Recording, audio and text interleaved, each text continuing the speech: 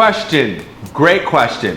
How do I keep my hair healthy during the summer if I go into chlorine or salt water? This is my favorite season, as you all know, or maybe you don't know, but I'm not a winter person. I'm a heat person. I don't care how hot it gets, I'll take the heat over the cold any day. And I love water.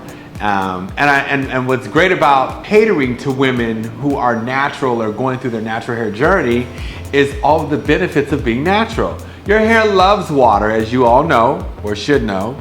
So gone is the notion that when you go natural that you can't lead an active lifestyle, and because you can get your hair wet as often as you jump in the pool, in the ocean, or take a shower. So here is the rule of thumb for salt water and or chlorine. What you do for going into a chlorinated pool is more preventative versus what you do after. And so chlorine is in the pool, right? Your hair should be wet if you're getting in a pool of chlorinated water. Why? Because the hair should be saturated already, fully saturated, so it's less apt to have the chlorine attach itself to your dry hair. If your hair was just dry, it would be straight chlorine to dry hair. And there was no buffer. The water, having your hair sopping wet, is a buffer for the chlorine or preventing it from attaching it to your hair.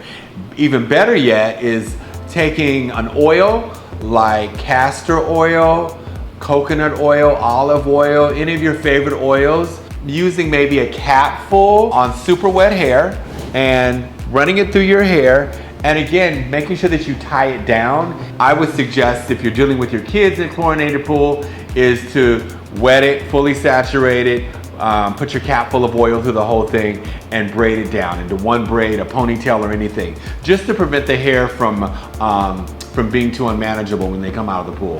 And then of course always recondition. So I hope I'm not confusing anybody. When you go into chlorinated water, make sure that your hair is sopping wet, add a cap full of your favorite oil, jojoba, castor oil, and pull it back or put it under a cap, and that will prevent the chlorine from attaching itself to your hair. And then afterwards, you just rinse to clean, recondition, and go on about your business. And also the other thing for blondes versus brunettes. Blondes love salt water, right? Why? Because it whitens the blonde, right? Brunettes are great for chlorinated water. Why? Because it takes the red out of the hair. Isn't that a great tip? I love that tip. So just understand the difference between why salt water would be great for a blonde is that it just kind of whitens the hair, the salt in the sun, and chlorinated pools. If you're a brunette that pulls a lot of red, then that chlorine green will just cancel that red white out. So you're all good. Salt water. I don't care what you do with your hair in the salt water. God made salt water.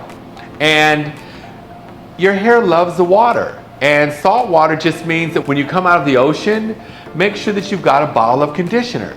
Nobody would come out of the ocean and not put any kind of suntan lotion or sunblock on. So why would you come out of the ocean and not bathe your hair in conditioner? And go back to your cabana, go back to your towel, go back to your lounge chair, but certainly make sure that you're being intentional with your hair, and that as soon as you come out of the ocean, that you resaturate it with conditioner and tie it back. And then you just repeat that process. Go back in the ocean. You know how it goes when you're on the beach. You get in, you get out. You get in, you get out. You lather up your skin, you'll lather up your hair. The summer should be where your hair gets its healthiest by understanding that it loves water, and also how to prevent your hair from taking any kind of damage from chlorine. So I hope this helps. Have a great summer.